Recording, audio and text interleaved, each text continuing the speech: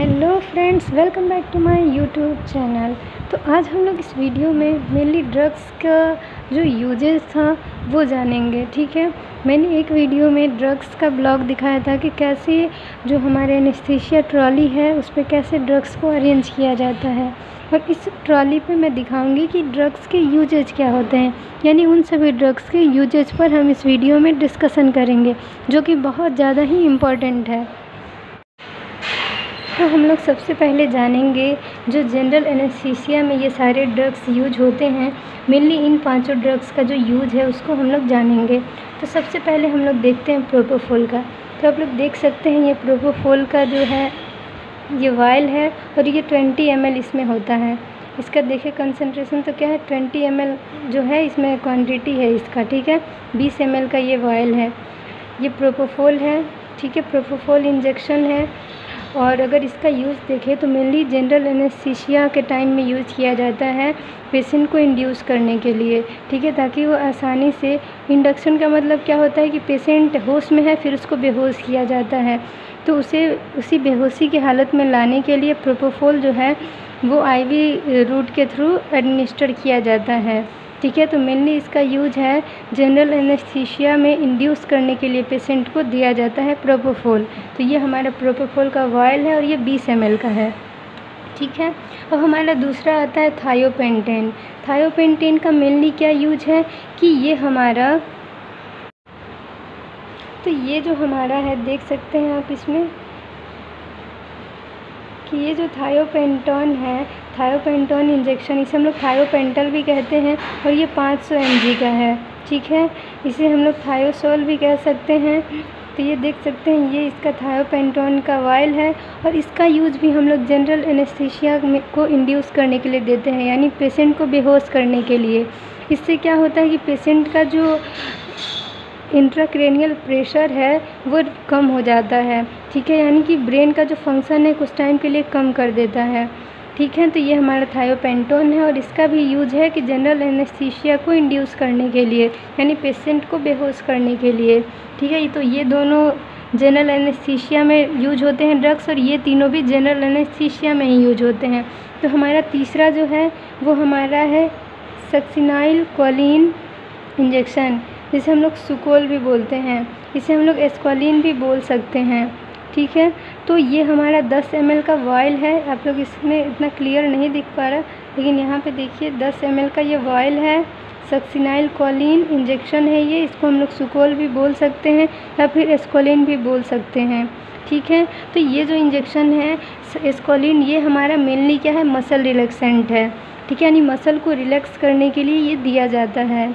और अब हमारा नेक्स्ट जो ड्रग्स हैं वो हमारा है मेडाजोलम इंजेक्शन, जिसे हम लोग सीडोज भी कहते हैं।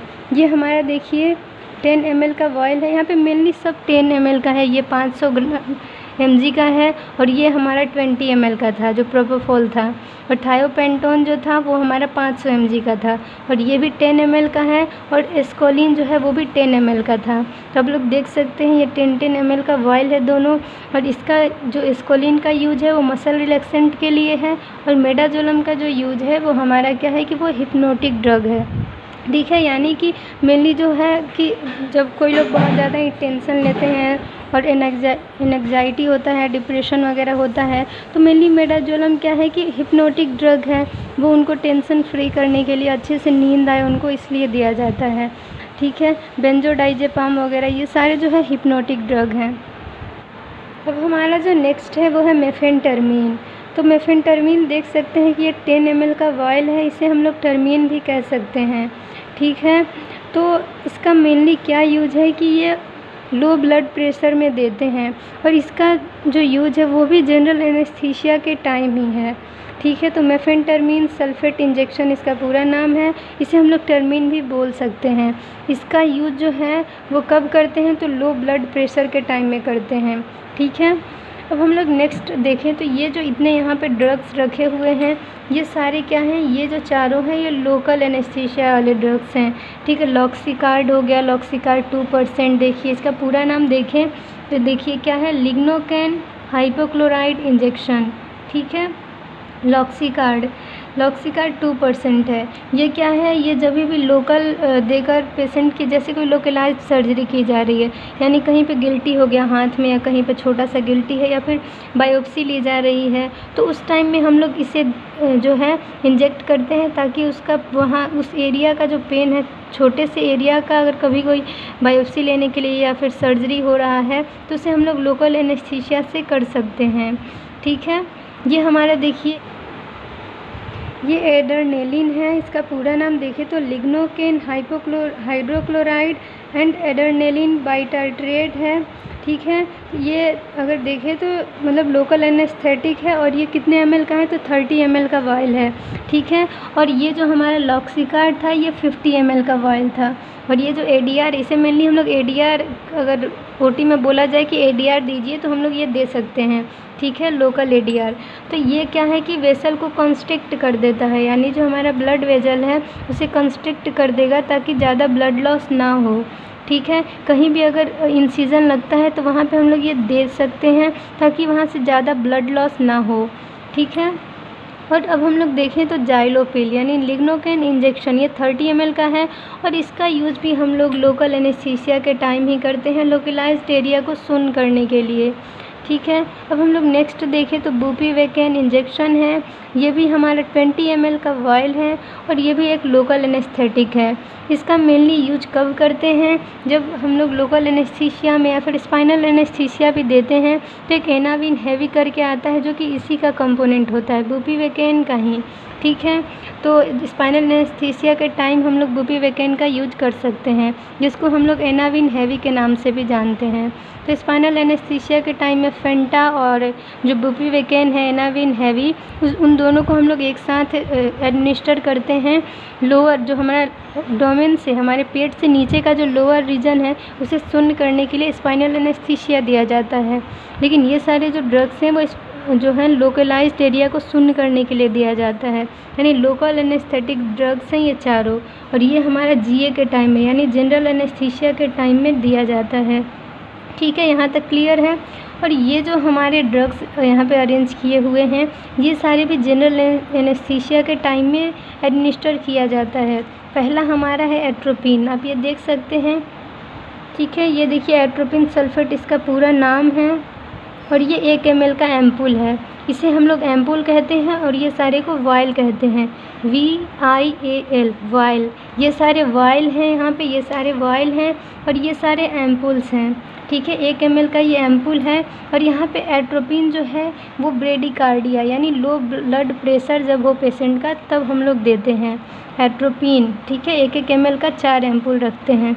फिर हमारा आता है ग्लाइको, इसका पूरा नाम देखें तो ग्लाइकोपाइरोलेट है। ठीक है, और ये भी 1 ml का ही एम्पूल है। ठीक है, ये 1 ml का एम्पूल है और इसका यूज करते हैं सलाइवा के सिक्रीशन को कम करने के लिए, यानी ये जो भी हमारे जैसे लार बहुत ज़्यादा निकल रहा है। ठीक है, तो लार का जो सिक्रीशन है तो उसको कम करने के लिए, सलाइवा के सिक्रीशन को कम करने के लिए। ठीक है, अब हमारा आता है नियोस्टिग्मिन, तो ये हमारा 1 ml का 6 एम्पूल यहाँ रखा हुआ है। सबसे पहले हम लोग 4 एट्रोपिन के 1 ml के एम्पूल को रखते हैं, फिर 4 ग्लाइको के 1 ml के एम्पूल को रखते हैं, फिर 1 एम्पूल के 6 एम्पूल रखते हैं नियोस्टिग्मिन के। नियोस्टिग्मिन क्या है, तो ये हमारा जो है रिवर्सल ड्रग है। ठीक है, यानी पेशेंट को जब होश में लाते हैं, यानी पेशेंट की सर्जरी हो गई, वो पूरे जनरल एनेस्थीसिया में था यानी पूरी तरह से बेहोश था, फिर उसे होश में लाने के लिए यानी रिवर्सल ड्रग के रूप में नियोस्टिग्मिन देते हैं ताकि वो जल्दी से होश में आ जाए। ठीक है, तो अब हम देखते हैं वैक्यूरोनियम को। वैक्यूरोनियम जो है ये देख सकते हैं, वैक्यूरोनियम का ये एम्पूल है। ठीक है, 4 mg का है ये हमारा। ठीक है, और ये वैक्यूरोनियम का पूरा नाम देखें तो वैक्यूरोनियम ब्रोमाइड इंजेक्शन, इसे OT में वैक कह के भी मांगते हैं। ठीक है, तो वैक्यूरोनियम भी हमारे मसल रिलैक्सेंट ड्रग है, यानी मसल को रिलैक्स करने के लिए इसका यूज किया जाता है। तो वैक्यूरोनियम और हमारा क्या है एस्कोलिन, ये दोनों का यूज है मसल रिलैक्सेंट के तौर पे, यानी मसल को रिलैक्स करने के लिए इसका यूज किया जाता है। ठीक है, अब हमारा आता है ये जो ड्रग्स यहाँ पे रखे हुए हैं, यहाँ पे कुछ ड्रग्स अभी नहीं रखे हुए हैं जिसमें मैं उन लोगों का भी जिक्र कर लूँगी। ठीक है, उन ड्रग्स का भी, ये यहाँ पे इलेक्ट्रोड्स भी रखे हुए हैं। ठीक है। वाइटल मॉनिटरिंग के लिए इलेक्ट्रोड्स भी रखे होते हैं, ठीक है, ताकि उनका ईसीजी वगैरह अच्छे से आ पाए। तो देखिए यहाँ पे जो ड्रग्स है उसमें हमारा क्या है, डाइक्लोफेनेक, जो कि पेन किलर है, ठीक है, यानी दर्द निवारक दवा है ये, ठीक है। मेटोक्लोप्रोमाइड जो है ये भी हमारा क्या है, तो ये जो हमारा मेटोक्लोप्रोमाइड है, ये देख सकते हैं कि ये हमारा जो एम्पुल है वो 2 ml का एम्पुल है, ठीक है, ये 2 ml का एम्पुल है। इसमें थोड़ा क्लियर नहीं हो पा रहा, ब्लर हो जा रहा है, लेकिन आप लोग को मैं इसका पूरा नाम बता दे रही हूँ। मेटोक्लोप्रोमाइड जो है, इसका पूरा नाम है मेटोक्लोप्रोमाइड हाइड्रोक्लोराइड इंजेक्शन। इसका जो यूज है वो है कि ये हमारा जब भी क्या होता है कि इंडाइजेशन की प्रॉब्लम, यानी अपच हो जाता है, ठीक है, या फिर नोजिया वोमिटिंग की प्रॉब्लम हो, यानी उल्टी जैसा फीलिंग आ रहा है या फिर बहुत ज़्यादा उल्टी हो रहा, तो उस टाइम में हम लोग ये जो 2 ml का एम्पुल है हमारा मेटोक्लोप्रोमाइड हाइड्रोक्लोराइड का, ये हम लोग पेशेंट को दे सकते हैं, ठीक है। अब हम लोग देखते हैं यहाँ पे ये है रेनिटिडीन हाइड्रोक्लोराइड इंजेक्शन, जो कि 2 ml का एम्पुल है। इसका मेनली यूज है कि एसिडिटी के टाइम में, या फिर हर्ट बर्न हो रहा है, यानी जलन हो रहा है पेट में या फिर कहीं भी, तो फिर या फिर अपच हो रहा है, गैस की समस्या हो रही है, तो हम लोग रेनिटिडीन दे सकते हैं, ठीक है। अब हमारा आता है फेनरामाइन मेलिएट इंजेक्शन। ये हमारा जो इंजेक्शन है वो 2 एम्पुल का है, 2 ml का ये एम्पुल है, ठीक है। और इसका यूज है कि ये एंटी एलर्जिक ड्रग है, यानी एलर्जी हो गया है तो एलर्जी को ठीक करने के लिए हम लोग देते हैं फेनरामाइन, इसको हम लोग एविल भी कह सकते हैं। अब हमारा नेक्स्ट है फ्रूसेमाइड, जो कि क्या है, डायरेटिक ड्रग है, यानी यूरिन आउटपुट को बढ़ाने के लिए फ्रूसेमाइड दिया जाता है, ठीक है। और जो वेसोप्रेसिन है वो एंटी डायरेटिक हार्मोन है एक तरह का, जो कि जो यूरिन आउटपुट है उसको कम कर देता है। और देखिए ये हमारा इटोफाइलिन थियोफाइलिन हाइड्रेटेड इंजेक्शन है, जो कि 2 ml का एम्पुल है ये इटोफाइलिन। और मेनली ये कब देते हैं, जब हमारा लंग्स से रिलेटेड डिजीज़ हो, रेस्पिरेटरी से, जैसे ब्रोंकोस्पाज्म हो गया या फिर COPD या अस्थमा की प्रॉब्लम हो रही है, तो आप इटोफाइलिन दे सकते हैं पेशेंट को, ठीक है। तो ये देखिए मैंने जिक्र किया था बुपीवेकेन हाइड्रोक्लोराइड विद डेक्सट्रोज इंजेक्शन। तो ये जो हमारा एम्पुल है, ठीक है, ये 4 ml का एम्पुल है, इसे हम फेंटा के साथ में एडमिनिस्टर करते हैं पेशेंट को, जब उसको स्पाइनल एनेस्थीसिया दिया जाता है तब, ठीक है। इसे हम लोग एनाविन हैवी भी कहते हैं। एनाविन हैवी और फेंटा को एक साथ दिया जाता है पेशेंट को, कब, स्पाइनल एनेस्थीसिया के टाइम में, ठीक है। अब हम लोग देखेंगे ये सारे जो हमारे हैं यहाँ पे एंटीबायोटिक रखे हुए हैं, ठीक है। तो ये हमारा स्मोलॉल है, जो कि एंटीबायोटिक है, जब एलर्जी हो जाए पेशेंट को तब हम लोग उसे देते हैं। वो बैक्टीरियल इन्फेक्शन हो सकता है, ठीक है, तो बैक्टीरियल इन्फेक्शन के टाइम में या फिर एलर्जी हो गया है पेशेंट को, तो उस टाइम में हम लोग इसे स्मोलॉल दे सकते हैं। ये हमारा है हाइड्रोकॉर्टिसोन सोडियम सक्सिनेट इंजेक्शन, यानी हाइड्रोकोर्ट भी इसे हम लोग कह सकते हैं। ये भी हमारा क्या है, तो ये हमारा एंटीबायोटिक है, यानी बैक्टीरियल इन्फेक्शन को रोकने के लिए हम लोग ये देते हैं, ताकि पेशेंट की सर्जरी हो रही है या फिर फ्लूइड एडमिनिस्टर किया जा रहा है, तो जो पेशेंट है उसे इन्फेक्शन ना हो जाए, तो इन्फेक्शन से बचाने के लिए हम लोग स्मोलॉल दे सकते हैं, हाइड्रोकॉर्ट दे सकते हैं। और ये हमारा सेफिक्सीम है, यानी सेफ्ट्रियाजोन इंजेक्शन, ठीक है, 1 ग्राम का है ये, ठीक है। और ये हाइड्रोकॉर्ट है हमारा, ठीक, 100 mg का है ये। तो ये सारे जो हैं, ये हमारा देखिए ये सारे जो हैं वो सारे एंटीबायोटिक हैं, ठीक है। आप लोग ये देख सकते हैं वाइल, ठीक है, ये सेफ्ट्रियाजोन है, ये हाइड्रोकॉर्ट है, ये स्मोलॉल है।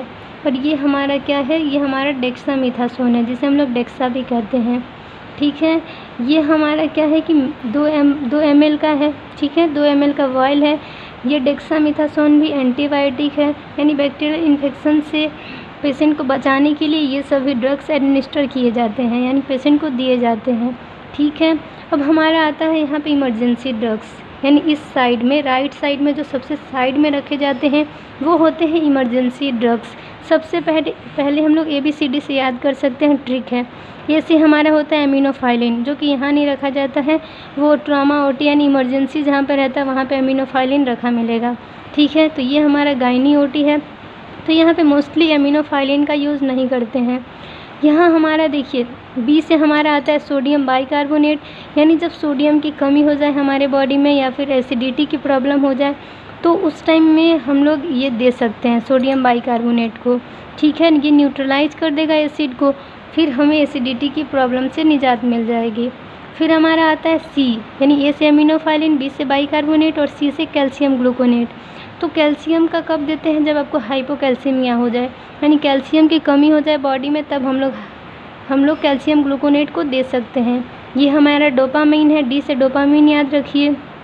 ठीक है, फिर हमारा आता है एड्रेनलिन और फिर नॉर एड्रेनलिन, तो ADR भी कह सकते हैं इसे। ठीक है, एड्रेनलिन इंजेक्शन हो गया, जिसका यूज हम लोग लो ब्लड प्रेशर के टाइम पे करते हैं। इसका हाई ब्लड प्रेशर के टाइम में नॉर ADR का यूज करते हैं।